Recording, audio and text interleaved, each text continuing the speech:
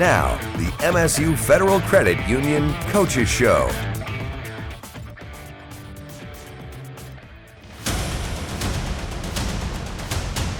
I think that's what rivalry should look like. There's no way he wasn't getting 700 tonight, if you want me to totally be honest with you. Tom Izzo was seeking the 700th win of his coaching career.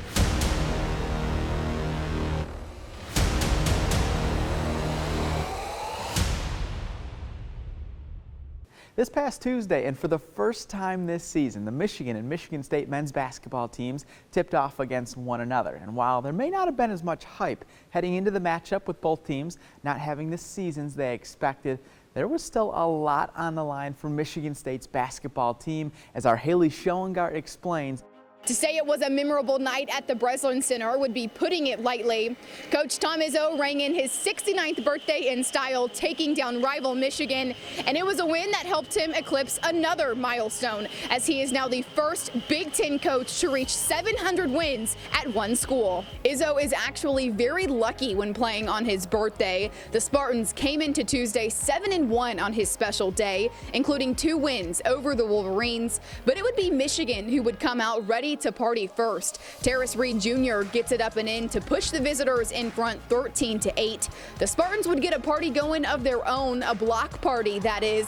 Cohen Carr with the massive deny to bring the crowd to their feet, and they would stay there. Another freshman, Xavier Booker, pulls up from behind the arc to pull the Spartans within 3. A lead the Wolverines had thanks to this guy. Jalen Llewellyn was 3 for 3 from 3 for 12 points in the first half to help Michigan take a 2-point lead into the break. It wouldn't last long though, courtesy of Jaden Akins, who gave his coach a pretty good birthday present. He ended with a career-high 23 points and finished 7 of 10 from 3, and Izzo wasn't the only one with a milestone in celebration. AJ Hoggard collected his 1,000th point on this bucket and joined some elite company, becoming one of 7 players to have 1,000 career points and 500 assists at MSU. Michigan State wins 81-62 the final, and once the final buzzer sounded, posters were raised and the waterworks began as a storybook night not even Walt Disney could write was solidified. When you're a coach, you know, most birthdays I'm not around for a long time, but I think one thing that I realized is I started too late, or somebody else won a lot more games because I'm 502 behind Krzyzewski. So one of the two things, you know, I don't think he's worried about me catching him, but so many coaches have changed and I've just kind of hung in there, and that's what happens when you hang in there. I mean, 700 wins is pretty impressive even to me, but 700 wins at the same school, that means a lot to me. I'm blessed to be here. I'm just happy to be here, to be honest. I'm happy I get to witness his greatness at the level that he's at. I mean, 700 wins is crazy. Like 700 games is crazy. So to get 700 wins is really major for him. I'm really happy for him, and I'm happy I just get to be a part of it and witness it. There's no way he wasn't getting 700 tonight, if you want me to totally be honest with you. So that was the mindset. We knew it was just bigger than us tonight. We don't never want to lose to the other school, so I think we had a different type of focus about us tonight. After the first half, many thought Izzo's 289th loss was perhaps a more likely outcome. Michigan came out firing, shooting 60% from the floor. So what changed for the Spartans at halftime? Well, it all started with a speech from Davis Smith. I think I was a little scared at halftime. I think I'd never seen Davis like that. I never seen him like that. And I wasn't playing too good, so pretty much it was directed towards me. So just seeing that and just seeing how much it means to him, he was born into this, so it's definitely a little bit bigger to him. The rivalry is Austin mean the same to us, but he bleeds green for real. So, I mean, it definitely was big. He came and he spoke, he stepped up to the plate and told us what we needed to do, and we responded. So, Coach ain't really have to say too much. It's no secret the relationship between AJ Hoggard and Tom Izzo has been one filled with peaks and valleys, but being able to both collect milestones in one night is something the senior guard is honored to share. Definitely being able to celebrate a win and then celebrate 2 milestones that we accomplished together was definitely fun, just, the love that we have for each other, the things that we've been through. So it's definitely a good feeling. We can finally sit back and enjoy this a little bit. Can't enjoy it too much, but just being able to soak it up and soak it up together is definitely big. As a whole, Michigan State has shown glimpses of being the top 5 team many thought they would be. We've seen it in games in the first half for the Spartans and in the second half, like against Michigan. Izzo said he's just trying to figure out a way to sew those two halves together because, in his words, we ain't dead yet. In East Lansing, I'm Haley Schoengart. The win also gave Izzo his 33rd career win over Michigan, and when we come back, we're going to be sitting down with the Hall of Famer in a more formal setting to get his take on the win and his team's performance. We'll see you soon. This segment is sponsored by the Lansing Sports Commission. Experiencing a Spartans game is a lot like life. Farm Bureau Insurance sees the connection and is a proud supporter of Michigan State athletics.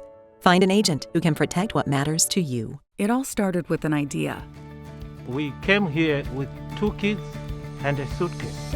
A business to proudly call your own. The most gratifying part of owning a business is the relationships that have formed over the years.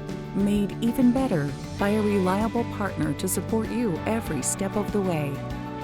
Anytime we have any questions or we need any assistance, we can go to the entire team at MSU FCU. So when it's your moment, dream big. Welcome back to the MSU Federal Credit Union Coaches Show. Tom Izzo's first ever win came back on November 20th of 1995 against Chaminade in the Maui Invitational in Hawaii. It's a game he remembers very well because it almost resulted in a loss for MSU, and it's something we discussed with him this week as he now sits at 700 career wins.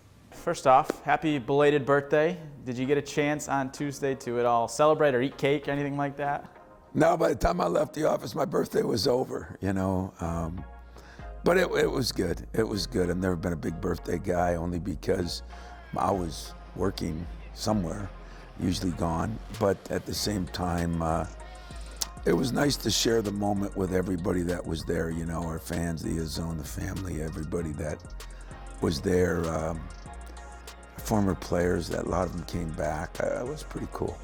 Overall in general too, beating Michigan and then also getting your 700th career win. Yeah, it was like a packed night when you think of all those things, and you think about them and you say the day before, you gotta win this game, don't you? Everything's coming your way. And you get there the day of the game and you say, oh boy, is this gonna be a disaster if you lose this game, But,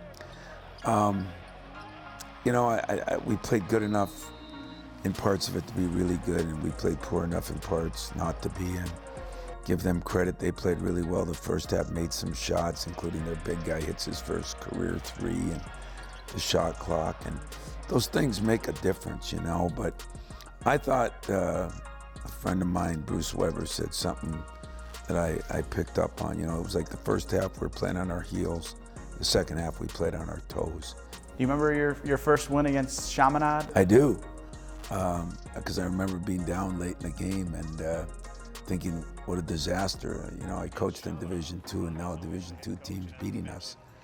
And I said I had Judd Heathcote, Magic Johnson sitting right behind the bench, and that was pressure. Last night wasn't as much pressure, but we won that game and then went on to get beat by North Carolina the next game. But it seems like a long ways, 700 wins ago, but it was exciting because it was my first game. I guess this was exciting because it's a milestone that not everybody gets to get to, but I've never been big on the numbers as I am on the accomplishment. One thing with your point guard, AJ, reached 1,000 career points on Tuesday as well. You guys have had an up and down relationship, I feel like, and for him too to reach 1,000 points, 500 career assists, and be a part of a very exclusive group that has done that. What does that just say about his ability to just kind of stay focused on, getting better? I think the problem that AJ and I have is he wants to be a good player. I want him to be a great player. And, professional habits is something we talk about. Can you maintain professional habits day after day after day to be a good enough player to reach another level? And I think he struggled with that during his career here. And yet, it's been solid. And I still think there's a ceiling to get to. And if at the end, you know, I think he knows it. And I think he knows he needs to be pushed. I don't think he always likes to have that, which who would? But I think the ones that would are the ones that are driven to be great. And I keep trying to get AJ to realize there's still a ceiling to go. You know, I had Mateen right next to me last night. I have him talk to him all the time about the same things. And, you know, definitely this has been his best year. I don't know if it's just me, but it seems like there has been a lot of milestones this year that have been reached with yourself, Tyson, Malik, AJ getting 1,000 points, Steven getting his first point, Davis getting his first 3. Is that normal, or is that just me that feels like this is unique? I think it happens when guys stick around, you know? Tyson, AJ, Malik, Steven, Davis, you know, they've all stuck around. And good things happen usually throughout your career if you stuck around and keep working at it. And some seem smaller than others, some seem bigger, some take the entire 4 or 5 years to accomplish, and some takes one game. But yeah, when you say it that way, I guess there has been a lot of milestones. I can think of a few more milestones I'd like to accomplish before the year's over. Now, Izzo wasn't the only coach on campus to lead MSU to a win over Michigan. Women's basketball coach Robin Freilich also led the Spartans to a win over their rival, and we're going to be talking with her right after the break. This segment is sponsored by MSU Healthcare. Welcome back to the MSU Federal Credit Union Coaches Show.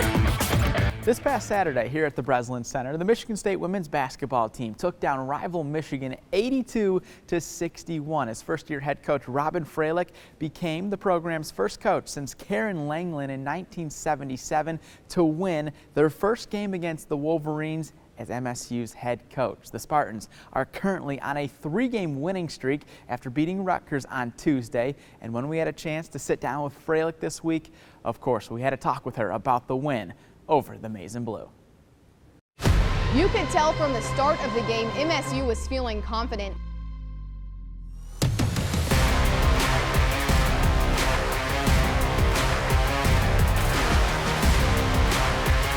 Michigan State rolls to an 82-61 win over Michigan for its largest margin of victory over the Wolverines since 2016.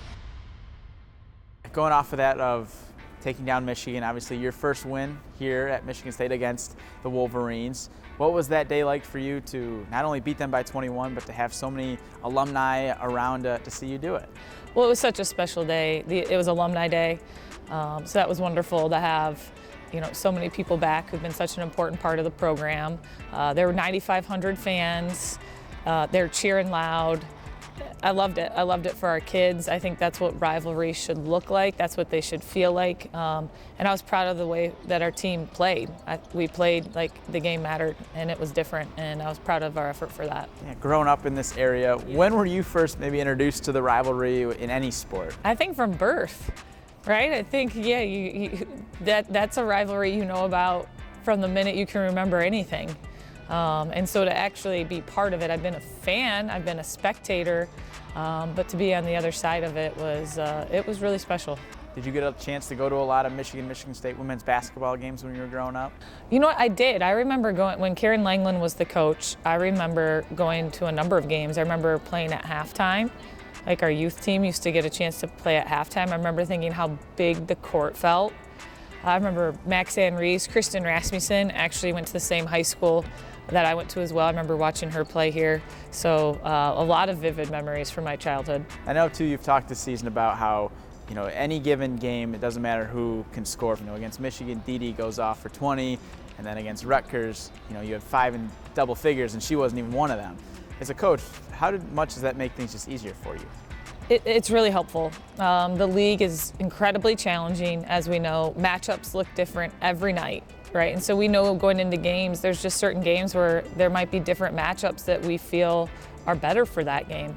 And to be able to have different people to count on, I think it's really hard to count on one player every game to carry a team. I think that's really hard on a player. I think that's hard on a team. And so far this season, we've had a number of different kids step up different nights, and we need to be able to continue that. Yeah, a couple weeks ago, you had Tori and Theron come off the bench and get career highs in 23, 24 points. What have they done, accepting that role of being on the bench to start the game, but really come off the bench and just have a big impact? Well, I've started teasing them. I call them TNT Dynamite, right? Tori and Theron, TNT Dynamite, because they're such a spark. They literally, I feel like the speed of the game changes when they check in, and they have embraced that. I mean, it's such an important role. And what's been talked a lot about this year with our team is, our roster, we're just not as deep, et cetera, et cetera. But the reality is very few teams in the league have 2 players coming off the bench that play 20, 25 minutes a game, that really play starter minutes. And so we feel that's been an advantage for us. Yeah, your next game is going to be here against Minnesota, obviously a team that you lost to at their place. Having that quick turnaround of facing them not too long ago, how does that help you now to prepare for them the second time around? Well, they're a great opponent. Coming off that game, I think we learned a lot. I started watching our first game, and I was put it in 2 categories: 1, do again, and 2, don't do again. And there was a lot of don't do again. So I think after that game, though, too, it helped our team. We looked a little bit closer at ourselves and things that had made us successful this year and things that had not. And I thought we started focusing a little bit more on us. Sometimes as you go through league play, you can focus a lot on other people, but I thought it kind of zoomed us back in on us. So we know they'll be a tough opponent. Clearly some things we need to do different second time around. With the win over Rutgers on Tuesday, MSU has already matched last season's win total at 16 with 8 games still to play this season. We need to take one final break, and when we come back, we're actually going to be sitting down with a player who scored against Freilich. We'll see you soon. This segment is sponsored by Chopin. Welcome back to the MSU Federal Credit Union Coaches Show. As you heard head coach Robin Freilich mention earlier in the show, she has had 2 key players come off the bench and play close to 20 minutes a game. One of them is veteran Tori Osment, who is in her 6th season with MSU. Our Tyler Driesinga sat down with her this week to discuss the ups and downs of her career and the lasting impact she's hoping to leave in East Lansing.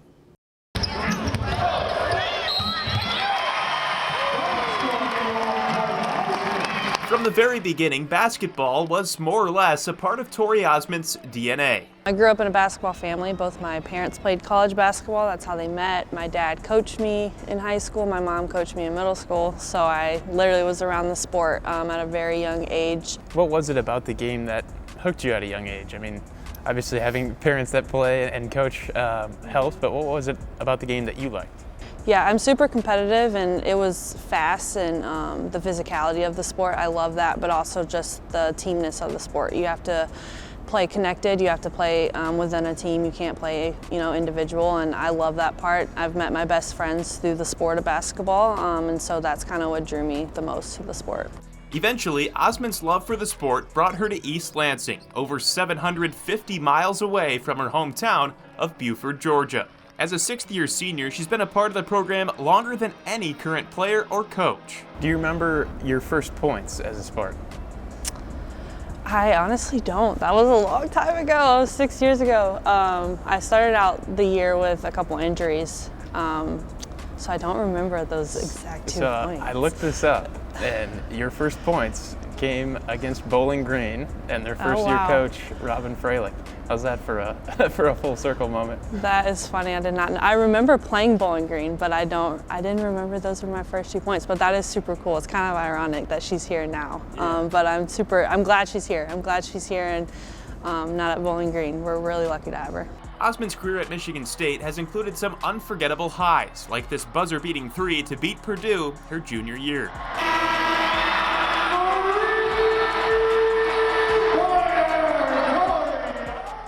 It's also included some unfortunate lows, like a torn ACL that forced her to miss the entire 2021-2022 season. Through it all, Osment says her faith, family, and friends have helped her stay grounded. We are big in our faith back home, and so that's something that I've been able to kind of rely and always fall back on no matter what. And then just having great people surround me. My family is awesome. They support me through everything. I have great teammates. I have great friends back home. So that community and those people, they make it a lot easier on the hard days. Recently, Osmond and other members of MSU Athletics spoke to DeWitt Middle School students about the importance of mental health in sports. Just don't be afraid to ask for help. Osmond says the mental health services offered at MSU were crucial in helping her recover from the torn ACL. Coming back from an injury is hard physically, but for me, it's harder mentally to kind of trust your body and trust your knee again, in my case. And so they're always there. They've been there, and whatever kind of services you need, they're willing to provide it at any hour. And so I've utilized that, and it's really helped me in my game this year. 10 days ago, Osmond set a career high with 23 points against Purdue. She's playing some of her best basketball, heading into the final stretch of her Spartan career. When your career is over here and people look back and think about Tori Osmond and the impact that she made at Michigan State, what is it that you want them to think about? Yeah, I hope people just think about my toughness and my resilience off the court, but also on the court. I'm willing to do whatever it takes to win. I may not be the person that scores 20 points every single night, but I'll dive on the floor, I'll get the rebound, I'll do all the little things, and I hope that younger players see that and they're inspired by that as well. You've got about a month and a half, 2 months left in your college career. How do you hope to make the most of that time? Yeah, I want to make a run. I think we have a really good team. We have a lot of potential, and we're kind of moving forward this stretch right now, and I want to make a run in the Big Ten tournament and the NCAA tournament. But also I just want to be present every single day, whether it's hard, whether it's easy. It's a good day, it's a bad day. I just kind of want to be present and take those moments in and be around my teammates, because I'll never get it back. Osmond said the ACL injury took her all of last season and parts of this season for her to finally start feeling like herself again on the court, as it was the Spartans' trip to Cancun in November when she started to play freely again on the basketball court. This year she is averaging 10 points a game and just over 5 rebounds a game, as both are career highs. As always, we appreciate you tuning in to this week's show. We hope you enjoyed, and we'll see you next week. This segment is sponsored by Spartan Dogs for Life.